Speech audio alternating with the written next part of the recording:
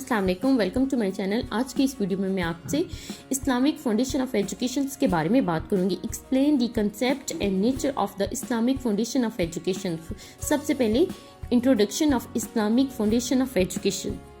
لفظ اسلام جیسا کہ قرآن میں 8 مرتبہ آیا ہے، اس کی تعریف خود قرآن نے کی ہے۔ بے شک اس کے تابع ہونا اور اس کے قوانین کی تکمیل کرنا جو کہ فطرت کی تشکیل کرتے ہیں۔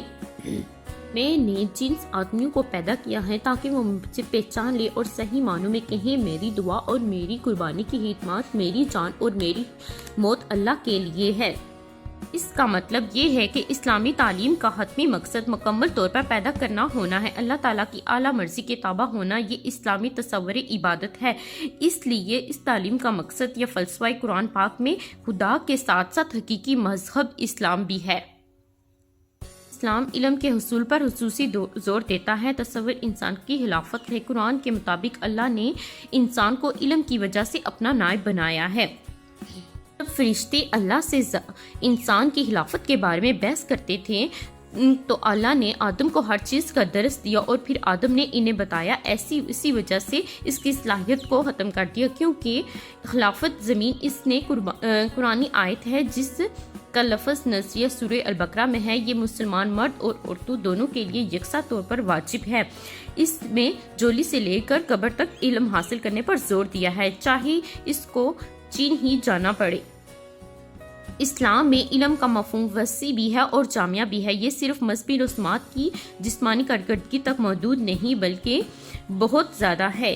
روحانی، اخلاقی اور عملی پہلو میں اس طرح مکمل ترقی میں مدد کرتا ہے۔ فرد کی شخصیت میں ہی جو شخص اپنے آپ کو مکمل طور پر ترقی اور طور پر اللہ کے تابع کر لیتا ہے اور دوسروں کے لیے برائی کرنے والا ہے، اور اس کا اجرا اپنے رب کو اور کوئی خواب نہیں اور نہ وہ غمگین ہوں گے۔ علم کی 2 اقسام ہیں۔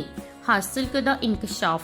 علم انسان کو پیغمبروں کے ذریعے دیا گیا ہے۔ اللہ کی قسم، حاصل کیا ہے جو انسان کے ذریعے حاصل کیا جا رہا ہے؟ انسان کے فطری رویے کا مطالعہ اور معاشرے کے مطالعے کے ذریعے۔ قرآن کہتا ہے خوشحال رہو۔ زندگی کے دونوں قسم کے علم ظاہر اور حاصل کرتا ہے۔ ضروری اس میں اسلام میں تعلیمی نظام کو دکھایا گیا ہے جہاں نہ صرف مذہبی علم سے آراستہ بلکہ حاصل شدہ علم بھی یعنی کہ سائنسی علم سے بھی آراستہ، تاکہ وہ ایک راست باز اور خوشحال زندگی بسر کر سکیں۔ اسلام میں تعلیم کے اسلام میں اس لیے بہت زیادہ علم پر زور دیا گیا ہے اور انسان کو صحت و خوشحال لائف حاصل کرنے میں مدد دی جاتی ہے۔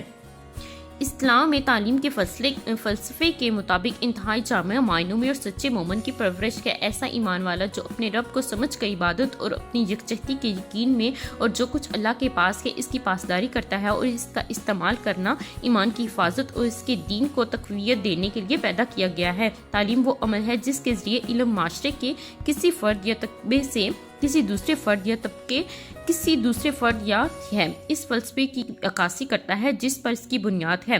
اسلامی فلسفہ اپنے اخذ کرتا ہے۔ قرآن حدیث کی تعلیمات کی روح ہے۔ اس عقائد میں تعلیم کی اسلامی بنیادوں کو اجاگر کرنے کی کوشش کی گئی ہے۔